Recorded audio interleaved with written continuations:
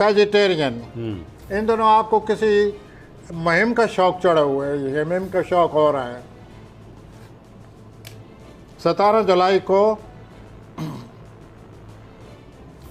रोमानवी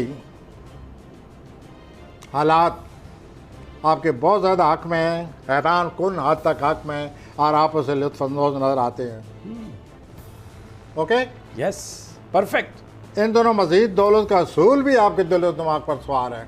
मजीद दौलत का ऑलरेडी और है, आपके लेकिन पास मजीद पहले, मोर फरावा बहुत दौलत है। अब आप माशाअल्लाह। मज़ीद दौलत के पीछे आपका दिल और दिमाग जनून तारी है। और दूसरा ये है कि आपको इस दौलत को हासिल करने के लिए आपको कई ज़राए हैं, तो हज़रत इन ज़राए को इस्तेमाल करें ठीक। और मज़ीद दौलत हासिल करें और माली तौर पर अपने आप को आज़ाद करें। और उसके बाद जुमा और जमरात को आपको पता चलेगा कि सोशल लाइफ में मेरी क्या हैसियत है, ठीक हो गया। मेरी क्या वैल्यू है। आ जाएं जी।